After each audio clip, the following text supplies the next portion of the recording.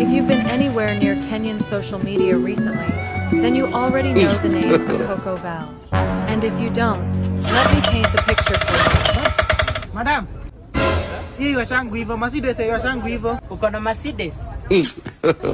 Come shopping with me. We are here at Carrefour to grab a few essentials. I want to save more and be responsible. I noticed from the entrance that the anniversary sale is live. So let's grab some milk, 2 boxes, a car in the middle of the mall. So this is the grand prize for the anniversary giveaway. Oh, so like it's serious. Tissue, kitchen towels, toilet cleaner, scouring powder. Today I'm going to be an adult and stick to the budget. Freshener, just a few more items for my bathroom. We both know I love to take care of my bathroom. Hand washing powder, the Omo auto washing powder for my machine. We were cruising nicely until I realized we need another trolley. Behave yourself, Val. You only came for a few items, but cooking oil is on sale. I ran out of salt, a few spices. Let's grab those. I enjoy canned beans. Look at that. What's that? We need ketchup, green grams. I can't miss out on my favorite noodles. We pick just 2. Now rice. Akoko Val built her brand around what many call the soft life. Calm kitchen routines, perfectly arranged groceries, fridge restocking videos that look like they belong in a luxury catalog, sparkling countertops, soft music, clean aesthetics, controlled lighting, everything intentional, everything curated. Her content isn't chaotic. It's aspirational. On platforms like YouTube and TikTok, she became known for presenting a lifestyle many young Kenyans dream about: organized, elegant, financially comfortable. In a country where the cost of living keeps rising and everyday survival can feel overwhelming, her page felt like an escape. But behind the admiration, there has always been a quiet, circulating question. Where does the money come from? Now, to be clear, no influencer owes the public an explanation about their income. Privacy is a right. Many content creators earn from brand deals, ads, affiliate marketing, businesses, or investments. Silence about finances isn't suspicious by default. But when your entire brand is built on visible luxury, people will naturally wonder. And then came the announcement that amplified everything. Akoko Val revealed she had purchased a brand new Mercedes-Benz GLC 220D. I have a surprise. You like surprises? Come.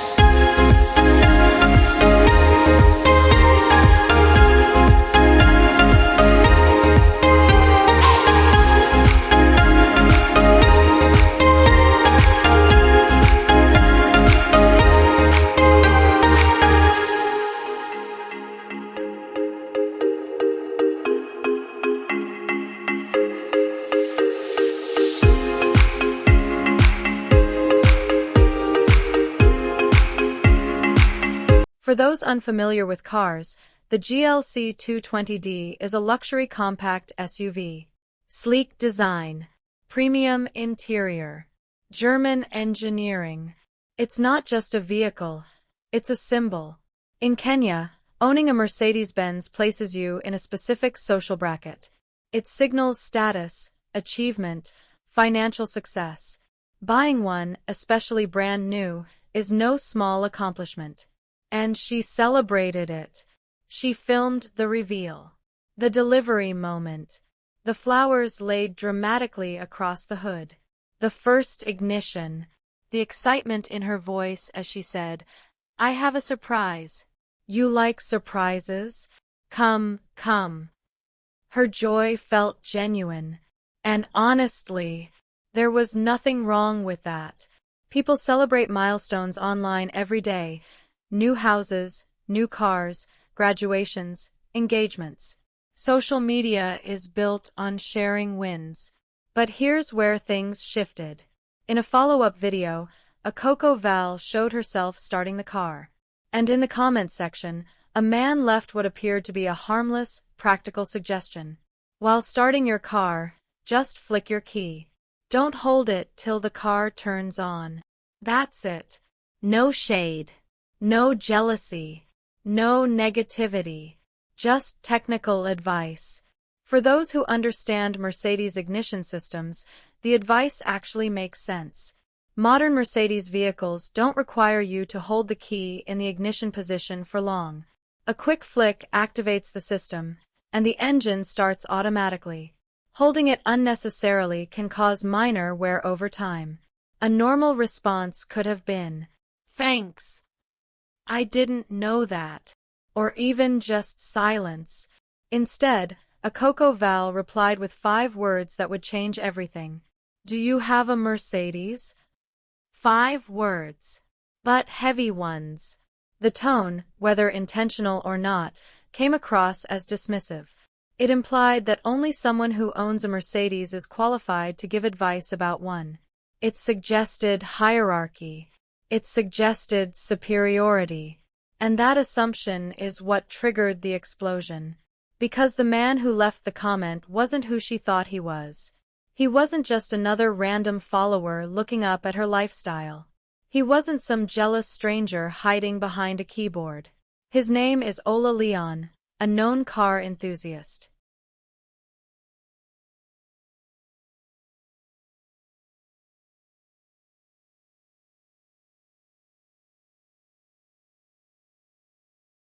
King Leo! Yes. Mimi naomba interview. Because you need to teach us your ways. Yes. Unashindana aje na ndovu kunya? Aje.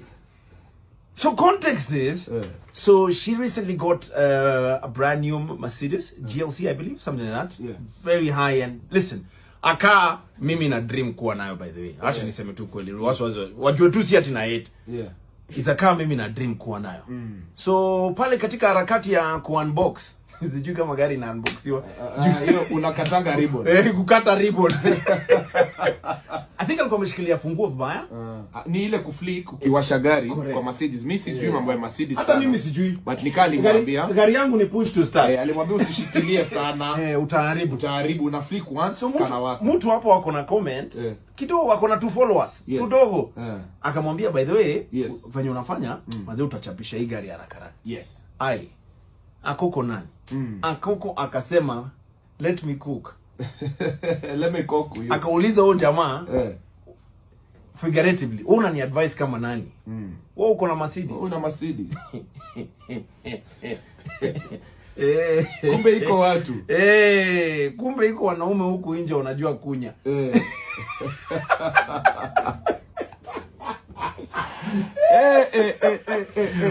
Boss. King Leo. Yes. Mimi naomba interview. Because you need to teach us your ways. Yes. Umeona mtu maybe purpose yake in life ilikuwa ku alleviate poverty. Akageuka akasema kila siku anashuka na wewe. Huyo jamaa amekuwa akipost Mercedes every day. Na si the same. No kila way. Siku wako na Mercedes tofauti. P for petty. Sasa dem yake akasema hii vita bonango hizo peke yake. Manzi yake akaingia kwa hiyo. Na zake. Oh no. Mbona manzi yake na yeye wana race na Mercedes? Oh no. Mimi by the way ningekuwa Akoko, ningetafuta ofisi yao jamaa nimpikie lunch. Wanafanya yako ikaeka dudu. Buda, ningempikia lunch. Na si ati ni madharau, na si ati amenidharau. Because hiyo hawezi shinda. Umesema ati boys alisema Udem alifikiri juu anapika pia atamcook. Wezi cook boy ka huyo? Boss. Inafika place ceiling yako ni floor yangu. Wachana nayo bana. Someone deeply immersed in automotive culture. Someone who understands engines, trims, torque, performance packages, and mechanical systems. And instead of arguing back in the comments, he did something far more powerful. He posted a video. In that video, he calmly demonstrated the exact ignition technique he had mentioned inside his own Mercedes-AMG E43. Now let's pause there.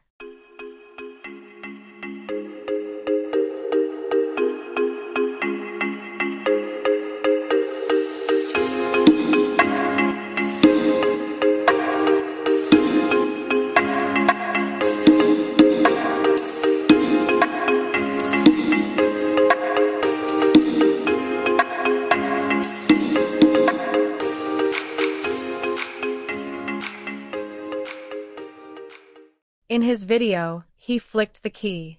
The engine started smoothly. He said calmly, "Just don't touch it. No insults. No dragging her name. No emotional reaction. Just demonstratio. N." And then, as if to close the chapter entirely, he casually revealed that he also owns an Audi and a Subaru. Multiple vehicles. A collection. No flexing. No loud celebration. No dramatic reveal. Just quiet confidence. And that's when the Kenyan internet erupted. Because the contrast was too sharp to ignore.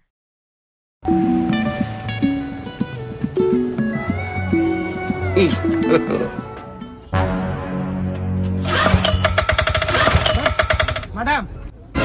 Hii washangu hivyo, Mercedes hii washangu hivyo. Uko na Mercedes? Uko na Mercedes? Madam, hii Mercedes zote ziko huku zote ni zangu. Hizi ziko hapo ni zako? Hizi zote ni zangu.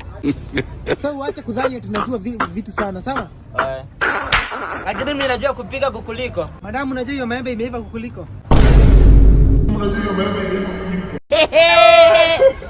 Sasa angalia nini? Madam. Hai, Madam Spicy. Amekufa. Kuna mtu ana kitunguu hapo?